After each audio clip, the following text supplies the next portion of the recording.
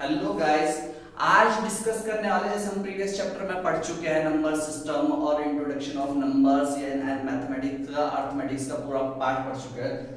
थोड़ा बहुत आज पढ़ने वाले हम लॉज ऑफ एक्सपोनेंशियल की लॉज ऑफ एक्सपोनेंशियल होता क्या है और ये इसमें प्रॉब्लम्स कैसे कैसे आते हैं। ठीक है, लॉज ऑफ एक्सपोनेंशियल एक सिंप्लीफिकेशन का ही पार्ट है या नंबर सिस्टम का ही पार्ट है। इसके अंदर जितना भी डिस्कशंस होगा वो पावर फॉर्म वाले नंबर्स का होगा। ठीक है, नंबर्स को पहले समझो कि नंबर को लिखने का तरीका। इससे पहले चैप्टर में पढ़े कि हम नंबर्स के टाइप्स, कितने टाइप्स के नंबर्स होते हैं। अब नंबर्स को कितनी तरीके से रिटर्न करते हैं, तो नंबरों को जो रिटर्न किया जाता है वो दो तरीके से रिटर्न किया जाता है। एक तो हो गया हमारे पास सिंपल फॉर्म, एक हो गया साइंटिफिक फॉर्म।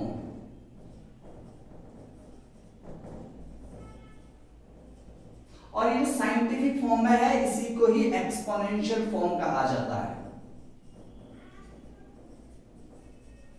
इसी को ही हम एक्सपोनेंशियल फॉर्म कहते हैं। Exponential form in the sense, मैं एक छोटा एग्जांपल देता हूं। जैसे कि हमें 4 लिखना हो तो हम 4 को सिंपलेस्ट फॉर्म में कैसे लिखेंगे, 4।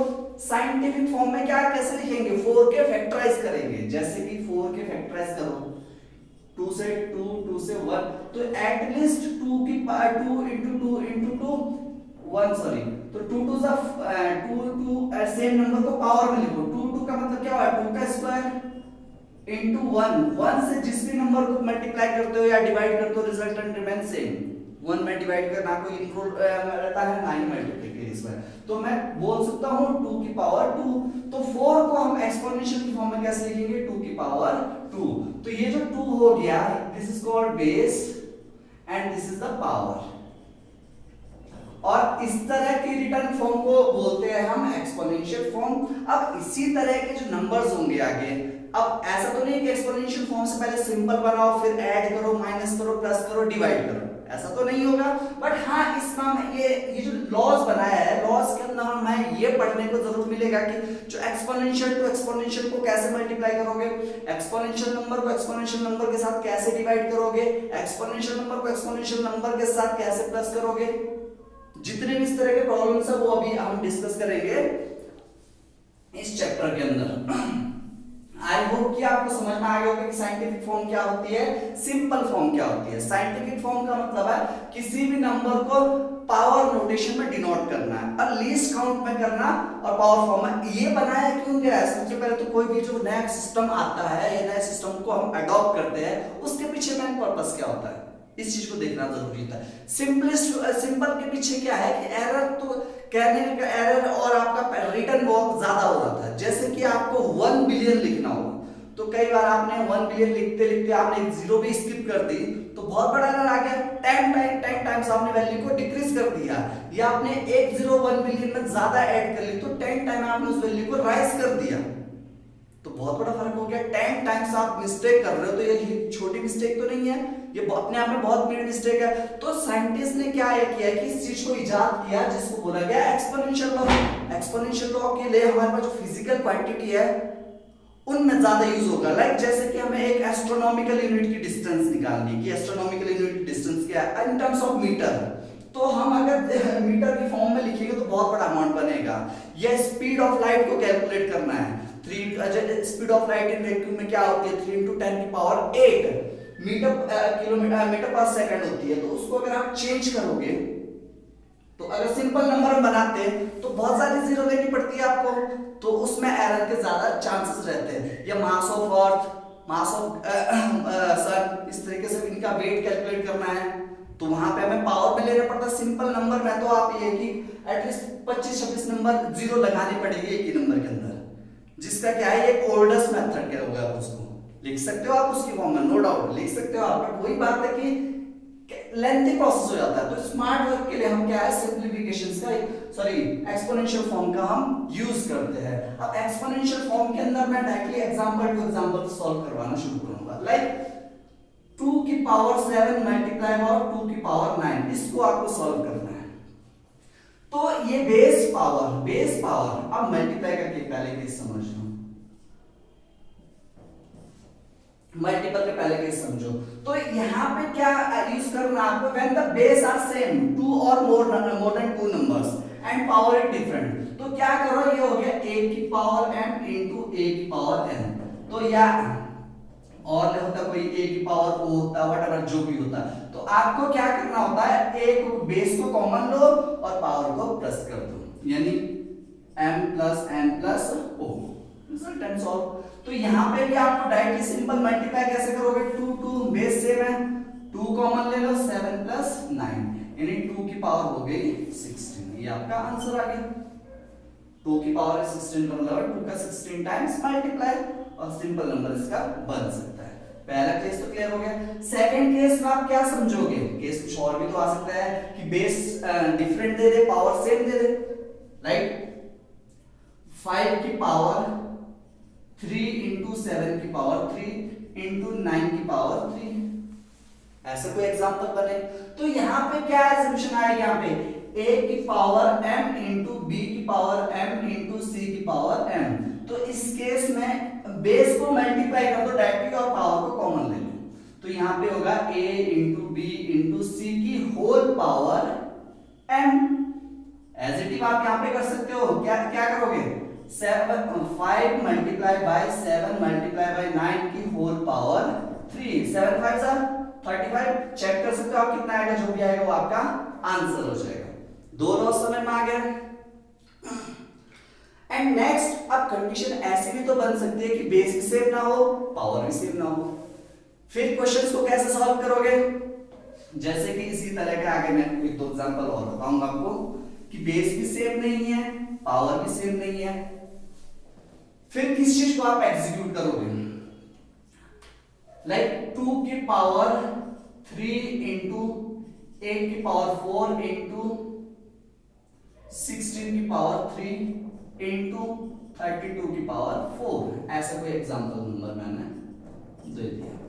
तो इस क्वेश्चन को आप कैसे सॉल्व करोगे, तो पॉसिबिलिटी करनी है आपको कि बेस को सेम बनाना है।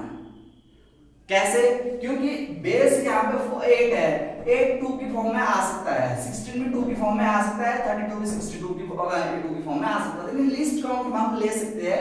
8 क्या होता है एक्चुअल में, 8 इस तरीके से बना होता है 2 इंटू 2 इंटू 2 करके, या कह सकते हो आप 2 की पावर 3। कैसे किया मैंने इसको, फैक्टराइज किया, 8 के फैक्टराइज कर लो, 16 के फैक्टराइज कर लो, 2 इंटू 2 इंटू 2 इंटू 2 यानी 2 की पावर 4। फैक्टर कैसे निकालते हैं, देखो यहाँ पे, अगर नहीं पता तो समझ लो, 2 से डिवाइड कर लो 8, 2 से 4, 2 से 2, 2 से 1।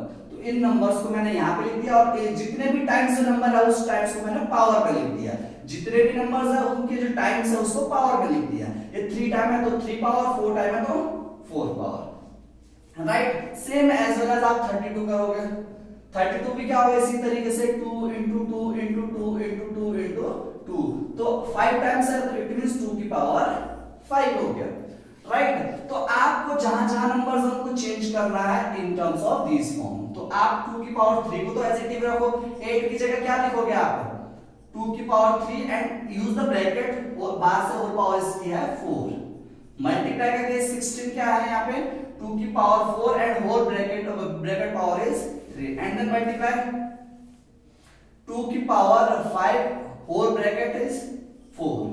अब यहाँ पे इसको कैसे सॉल्व करोगे, तो यहाँ पे एक अलग लॉज लगता है, जैसे कि 2 की इसी एग्जांपल को समझेंगे, 2 की पावर 3 एंड 4, तो जहां पे भी ब्रैकेट होता है पावर के बीच में वहां पे आपको मल्टीप्लाई साइन यूज करना होता है, तो 2 की पावर 4 3 जा 12, यानी ये a की पावर m n और o ऐसा कुछ है, तो a की power m into n into o। इसका मैं अभी आपको एग्जांपल समझाऊंगा आगे, इस लॉ पे मैं आगे बढ़ने वाला हूं, फिलहाल आप इसको समझ लो।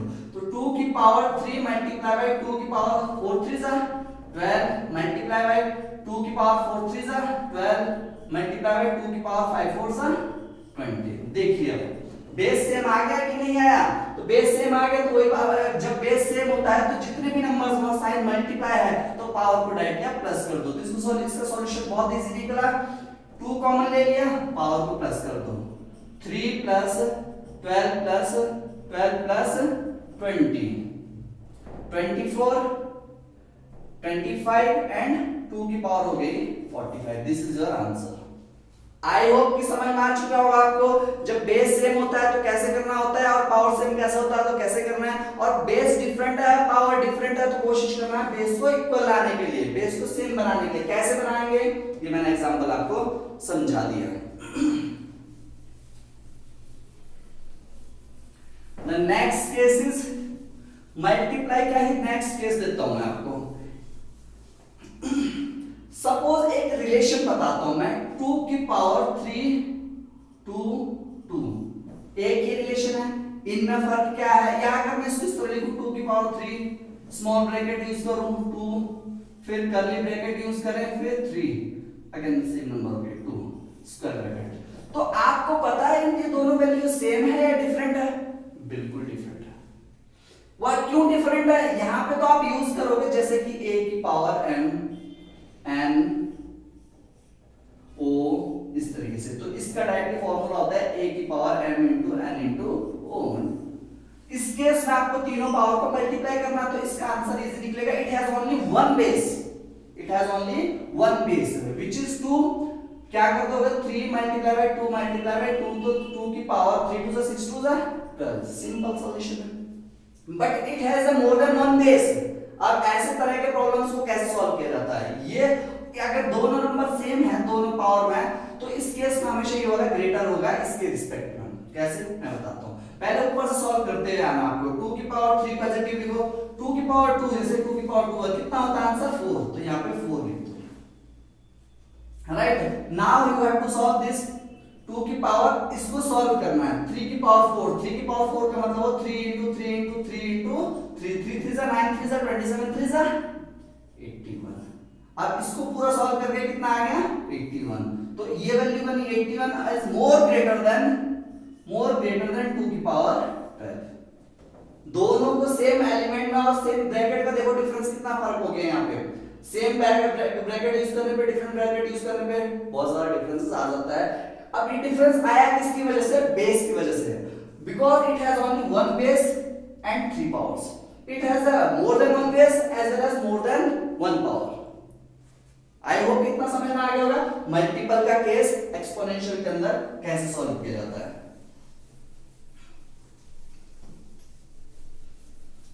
अब डिवीजन के केस में कैसे करना है आपको?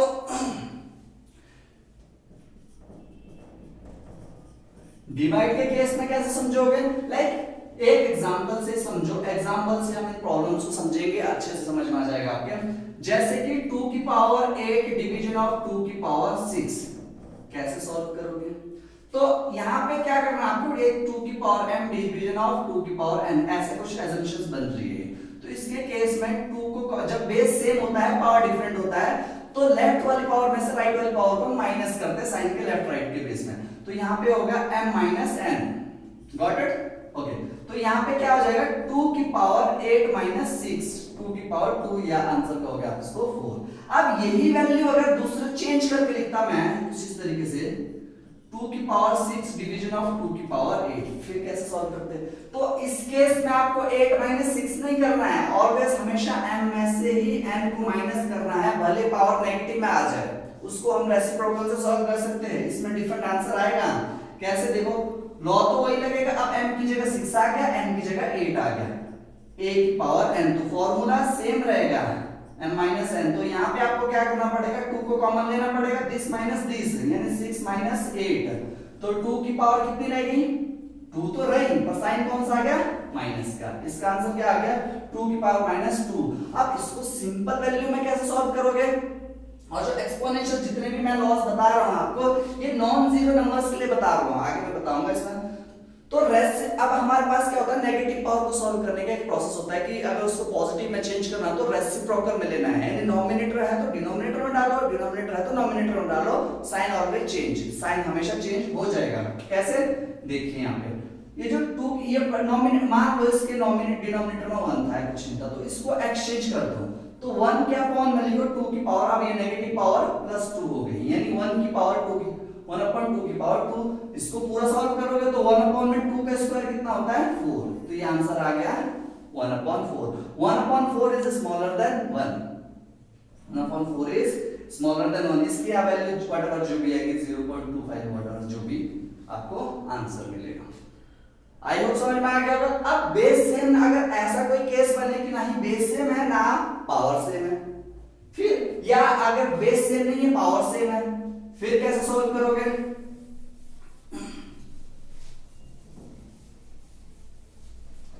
द नेक्स्ट केस इज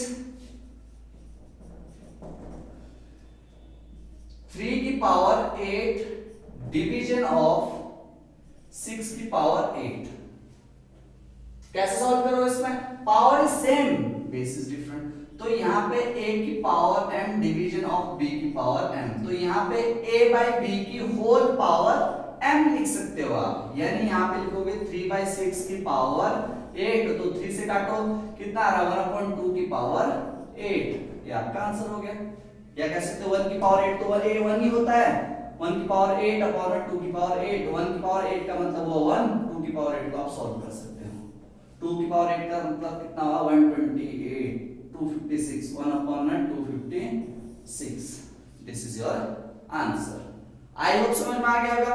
आगे समझो सर कि अगर बेस सेम नहीं है पावर भी सेम नहीं है, फिर कैसे सॉल्व करोगे? फिर भी सॉल्व किया जा सकता है, कोशिश करेंगे हम इसको बेस को सेम बनाने की, जैसे कि 3 की पावर 7 डिवीजन ऑफ 27 की पावर 4।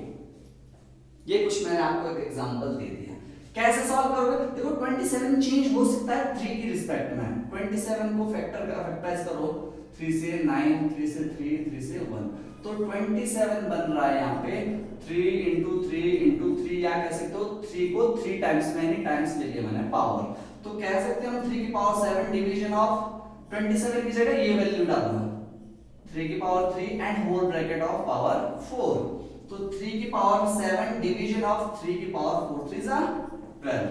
अब बेस सेम बन गया ना, एडिटिव प्रोसेस, तो आप यहाँ पे क्या करोगे? देखो ये है m माइनस n, इसको प्रोसेस को फॉलो करना है, m हमेशा लेफ्ट वाला होता है n राइट वाला होता है, तो ये a की power m division of a की पावर n, a की पावर m माइनस n, ये फॉर्मूला यूज करना आपने इसके अंदर। तो क्या करोगे? 3 कॉमन लोगे, 7 माइनस 12, या 3 की पावर 7 माइनस 12 माइनस 7 हो गया 5, साइन कौन सा आएगा?